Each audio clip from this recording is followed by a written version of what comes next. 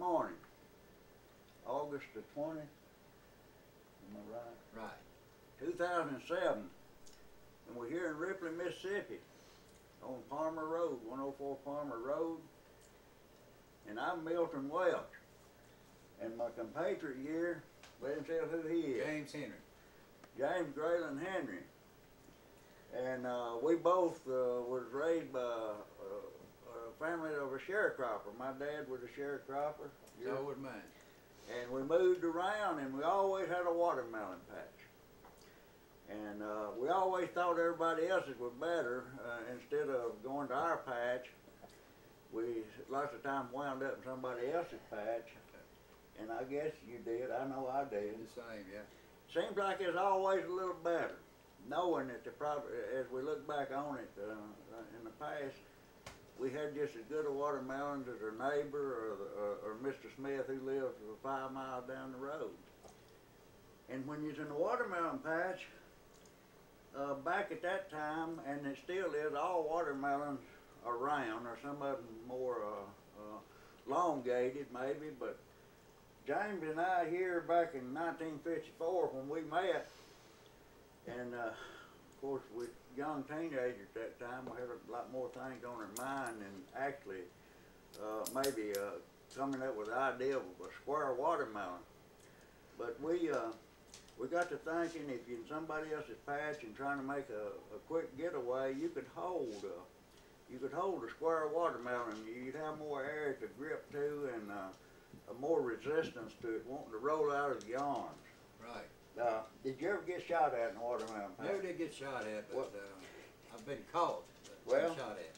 I've been shot at, but never was caught. But anyway, we come up with that idea, and we've been working on it for years. Now, right off the top, we can't tell you what we crossed this with because we got some seed companies coming down. They say they'll be here this next week. They put it on the back burner when we first told them about it. They didn't believe it, but we emailed them a picture of it, and we got I won't name the name of the seed company, but they're interested in this watermelon. But anyway, first of all, this watermelon, it don't claim to be of any higher value in food nutrition. Its primary advantages is transporting. Most anybody knows if you pile a load of something that's round, you've got a lot of lost space. And James, this would be just like stacking bricks. Right. It would be a lot easier to haul. A lot easier to haul. And if you put it, you bought one and transporting it home, you put it in your trunk or the back of your truck, it wouldn't be rolling around, not near likely to burst. That's right. And if any of it ever hauled just a single watermelon, or maybe 2 or 3 you threw in the back of your trunk or in the back forward, they're going to be rolling around before you get home. Well, you can see this one here. You just need, of course, with a sudden enough stop, with a sudden enough acceleration, you could move anything, I guess, but I think that'd be a lot more secure. But like I say, transporting across country, you're gonna get more watermelons per ton of load, and like I say, much easier carrying it in your arms. And but like I say, we worked on this for years and years. Of course, as we grew up and started our families, we didn't get to spend as much time in research as we'd like to have. But we worked on it the last 2 years diligently here, and I believe we finally reached our goal. Now, me and old James here, we're not educated in this type of thing. I attended the University of Buena Vista, the University of Center here in Temple County, and 1 year at Blue Mountain. And James, where'd you get? I attended Palmer High School. Palmer. They were the last seniors to graduate before they did away with the school. The University of Palmer. University of Palmer. And there wasn't nothing, I never went to Palmer, but I know there wasn't anything taught at Palmer about genetically altering around anything that's round and making it into a square.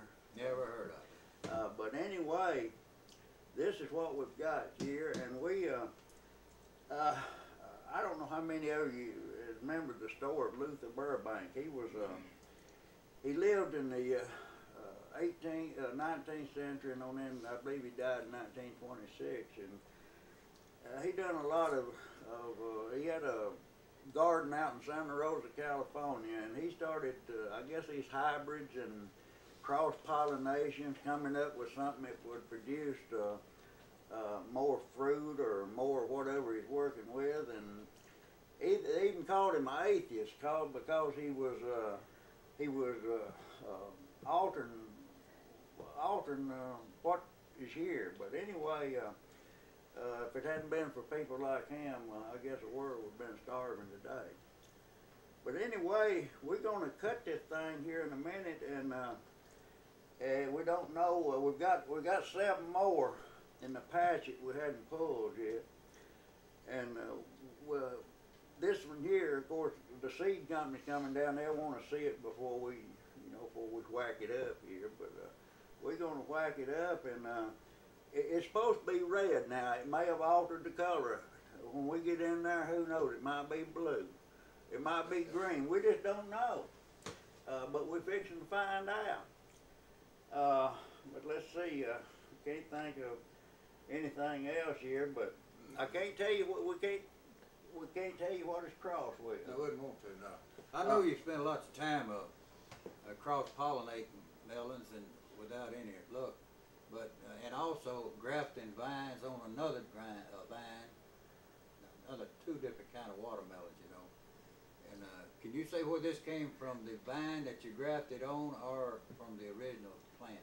Yeah, I've got that documented, but we can't reveal it here. The seed company told us to keep all this sort of under a hat till we, till they look the situation over and see if it was worth something that they wanted to, take over and maybe, who knows, make us a millionaire. We ain't got to, if we want to make $1 million, we ain't got all that long. No, I hadn't been a millionaire lately. I can't remember the last time I was. But, oh God, I know I'll be 70 years old here in a couple of months. I'll be 70 in November. I'll be 70 in the 27th of October. And number one way to look at it, if this don't get us out of the poorhouse and make us a millionaire, we just might not never get there. No, you're not. But maybe this seed company, there's about 4 of them coming to look the situation over. They're not going to be here at the same time, but they told us to keep everything under our hat as far as what we did to accomplish this. This technically and physically, and this wasn't supposed to have happened.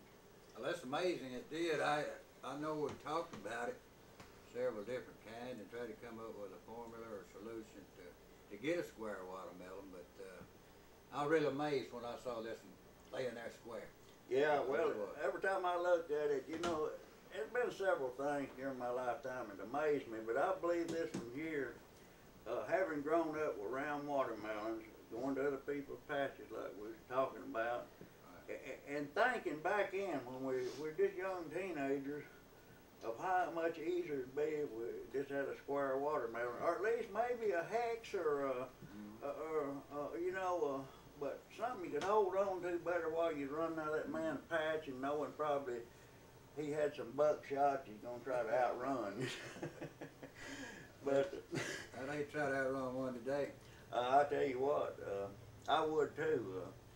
What was that song, Shotgun Boogie, old Cincy, when the gun run off, he outrun the shot. I think he wasn't in a watermelon patch. I think he's running from the girl's father that he was going to marry her daughter there. It's called a Shotgun Boogie. Anyway, we're gonna cut this thing here, and like I say, don't let it get to you if it happens to be a violet, a purple, or a blue, because we just don't know. Now, you got anything else to add, James? The only way you can tell what color it is open it up. That's right, and listen, we've got a brand new knife.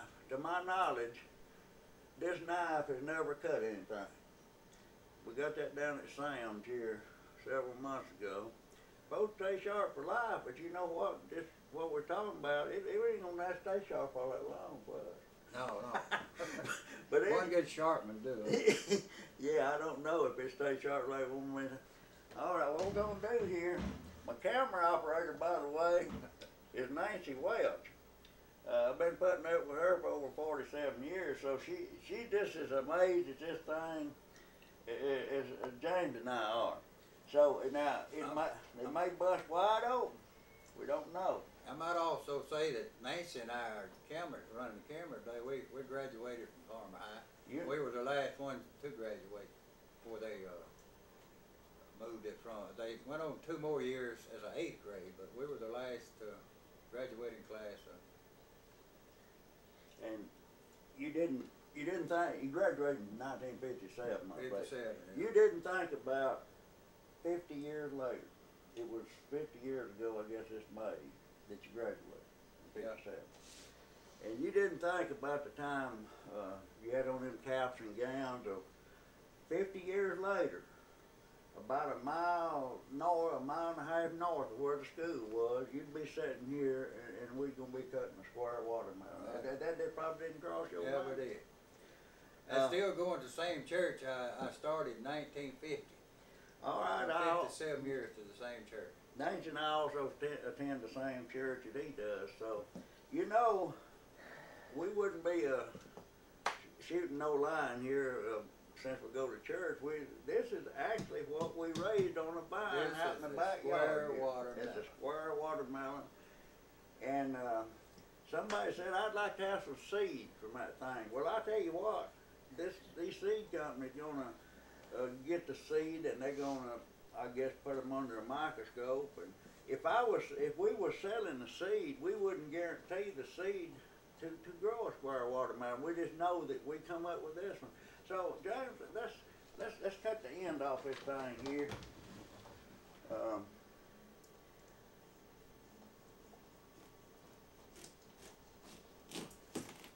You're right. You're right. Oh man, now. Look at that! Look at that! If that don't prove that we have altered nature, I don't know what will. And just look at that, James. Looks like good to eat too. Yeah. It turned out red now. The way we grafted on this and had them special bees we bought to do some pollination, we didn't know what color that was going to be. By the way, you have your own bees. Have my own bees. And have them in a cage that they can't. They have to feed them everything they eat. Everything you eat. Right. And I put a little cage. Well, I won't get the picture of it today, but a little cage around the vines out there, and they do the pollination. It's a special bee. Yeah. It comes in here from Nairobi or somewhere. I forget where we got it. But anyway, let's take another slice. Let's take another slice off of that thing. And it's plenty of seed in it. But like I say, we've got several more out there in the patch that these seed companies are gonna. At $100 a seed, we still would be millionaires. No, we wouldn't be millionaires. We have more what we got right now. We wouldn't be millionaires, but right now we can dream. Right. We never stop dreaming. But anyway, if it works out with these seed companies, we'll get a small fraction of everything they sell in our seed line, but it would add up. If we'd hang around long enough, I think we'd probably be millionaires. But I don't know. I ain't got time to spend $1 million. How about you? Well, I don't have either. I'd like to try it. We might can find somebody that would help us. Yeah. Oh, yeah. I'm run an ad in their local paper here, the Southern Sentinel. I'm not too good on slicing watermelon. But anyway, can you zoom in? You zoom in on it on top up there. My camera operator, she never worked as a camera operator in Hollywood. Just go real slow with it. She never filmed a square watermelon before. You hold that right there, James, and I'll get out. No, this is her first time on a square watermelon. I don't know if she's ever filmed a round one.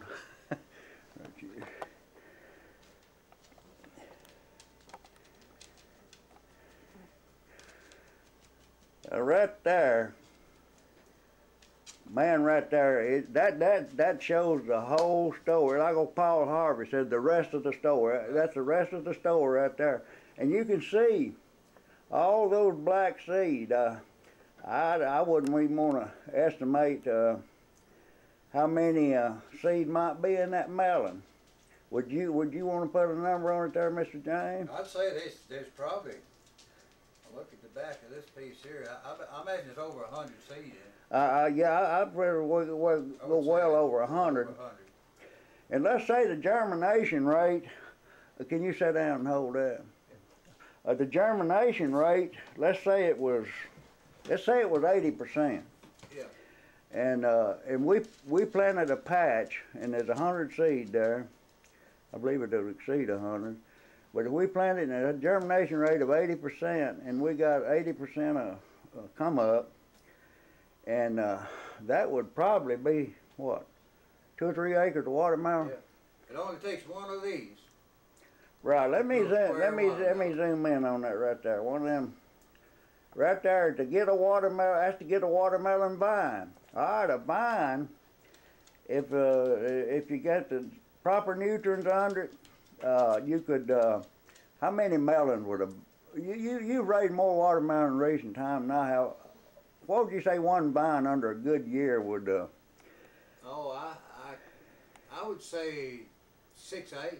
6, 8 watermelons off of one seed. Yeah, one seed, one little seed.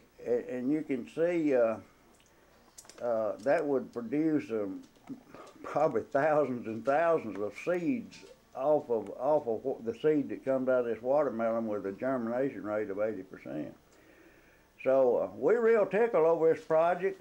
Next year we're going to push this a little further, maybe pushing the envelope a little too far, but we're going to try a square tomato. Years ago it was out that the Japanese had almost perfected a square tomato, and the whole industry was tickled over it. You know, you get a bushel of tomatoes, you've got a whole lot of space. Anything around, you got a whole lot of dead space. Right. And it's going to be stacking them neat, and like I say, you could lay them on the table, wouldn't have to worry about them rolling off the floor. And well, you can see how they would stack. Yeah, right. You can see that right there, right. See the big, very little lost space. You see that there's a little radius. It's not a shot where the 90-degree transition takes place there. It's not sharp. You know, there's a radius there, but you want a radius. If you had a sharp edge, you bruise that edge. I mean, right. It'll break off. Yeah. Chip off. But anyway, that's been our project. That's been our ambition for years.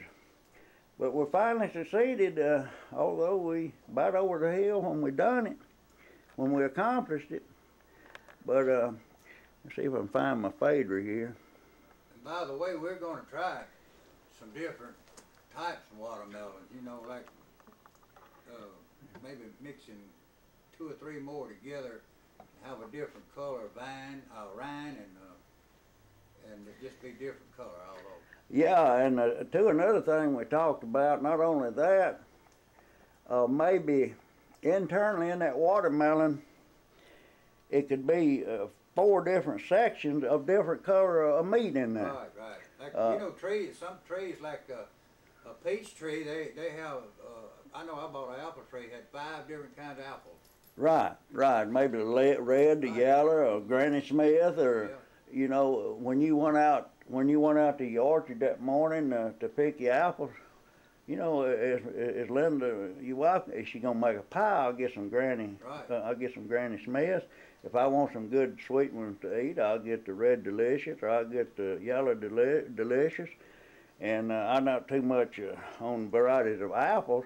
Now, I don't know where we're going to attempt to do any square apples or not, but our next project is tomatoes. And like I say, the Japanese was on the verge of that, but I lost all track of it. But maybe old James Henry and old Milton Welch will come up with something that can actually it'd be a revolution in what you're seeing here. The older generation dies out someday. This square stuff will come into being, and the younger generation won't even know that rounding existed. You know. Right. Let's see here. Okay, there's a Vader. Right here's a zoom one. Yeah, that's okay. Well, I don't know too much more to add, but let me take off one more slide here.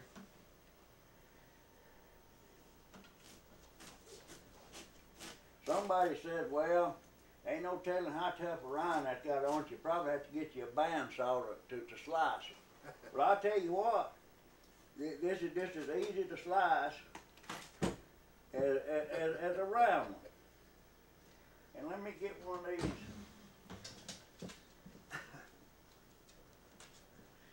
Now you see right here, you see what happens. You lay that on the table, and if you like us got 5 house cats and a dog, they'll liable to jump up there and that thing be on the floor, and you betting on having some cool watermelon laying down there with the air conditioner or Louver. But with this, you just lay it on the table, lay it anywhere you want to, and it's not gonna roll. It might scoot, but it's not gonna roll. Well, James, if you got anything else to add, we'll be looking forward to these. I can't remember that first that's coming down the first part of the week after next, and we'll be here. Now they're not gonna let us take no videos like this, because what they do is strictly confidential. Man, you can't even talk about it. Anything you say about it. Well, I was just amazed, you know, as long as we tried to grow a square one and didn't succeed, I just it amazed me when I saw this plant grow, that watermelon grow. Me too, and like I say, if you just live long enough, there's gonna be a few things in life that'll amaze you, you know, like men landing on the moon in July of '69, and color television come along in the mid '60s. The thing just amazes you, know. But right here, this is the grandest thing I've seen. I mean, I don't know how to explain it. There might be a song wrote about this. Well, we might, you know, there's fried green tomatoes, and there's been some songs written about plants and vegetables and fruits, so we might get up a few words and put it together and have a song. Right. Get something famous. Were you a singer? You might derive a gospel song. Yeah, we want a gospel song. Yeah, because we know that nature had something to do with that. We know the nature's plan had something to do with that. Right. Okay, I guess we'll get out of here now.